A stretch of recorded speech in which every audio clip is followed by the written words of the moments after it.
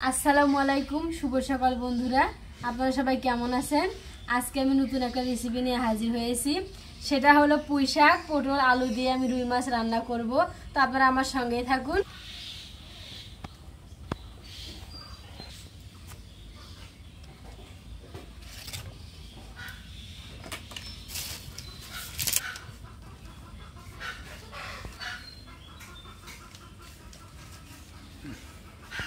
এই দেখেন, আমার সবজিগুলো আমি কেটে কুটে ধুয়ে নিয়েছি। আর এখানে মাছগুলো আছে, এগুলো আমি লবণ হলুদ দিয়ে মেখে নেব ভাজার জন্য।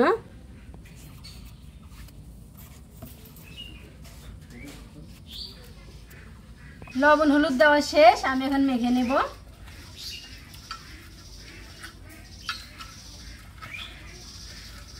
মাখানো শেষ, কিছুক্ষণ রেখে দেব। আর মরিচগুলো আমি ভেজে নেব।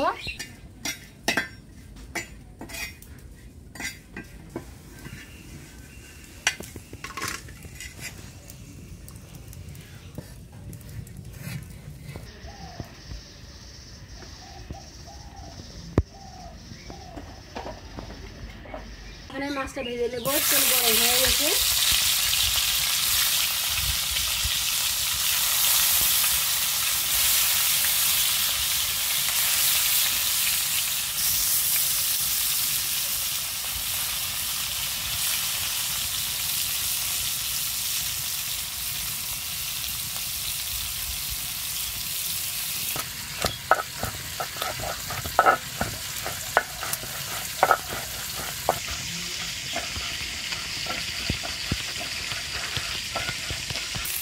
মাছের এক পিঠ ভাজা হয়ে গেছে, আমি এখন আরেক পিঠ উল্টে দেবো।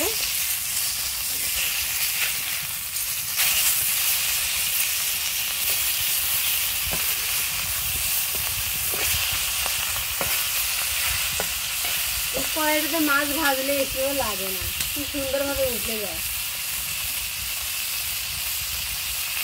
নামিয়ে নেব।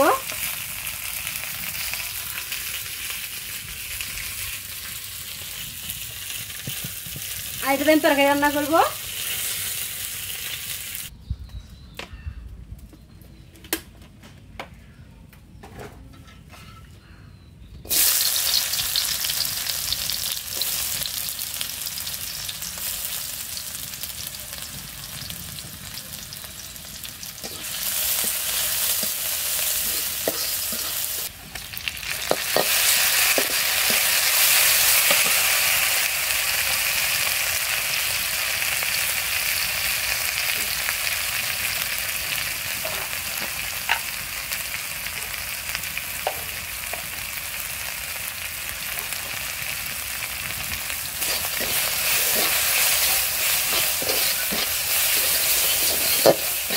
মশলা কষানো আমার শেষ, আমি এখন তরকারিগুলো দিয়ে দিব।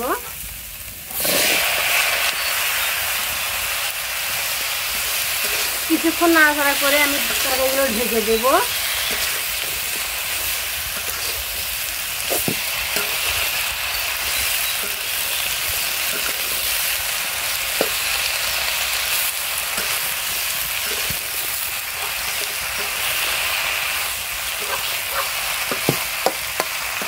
তরকারিগুলো আউড়ে যাক, ততক্ষণ আমি ঢেকে দেই।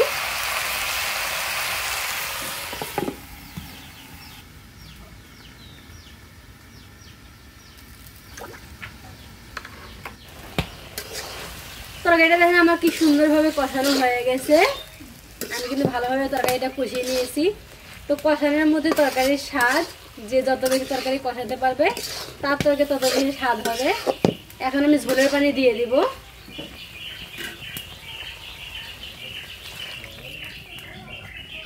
সাথে আমি মাছটাও দিয়ে দেব।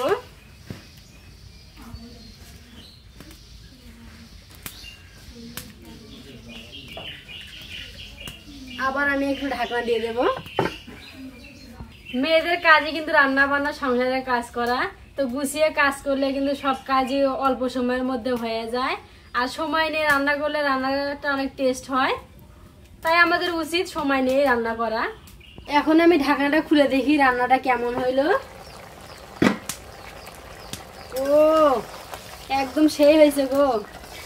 রান্নার কালারটা যা হয়েছে সুমি, ঝোলগুলো টেনে গেছে, একদম মাখা মাখা হয়েছে। আর রান্না আমার শেষ, এখন আমি নামিয়ে নেব।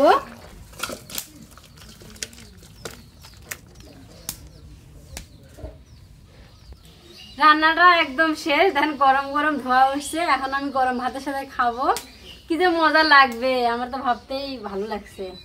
তো আপনাদের কাছে কেমন হয়েছে অবশ্যই কমেন্টে জানাবেন। সবাই ভালো থাকবেন, সুস্থ থাকবেন, খোদা হাফেজ।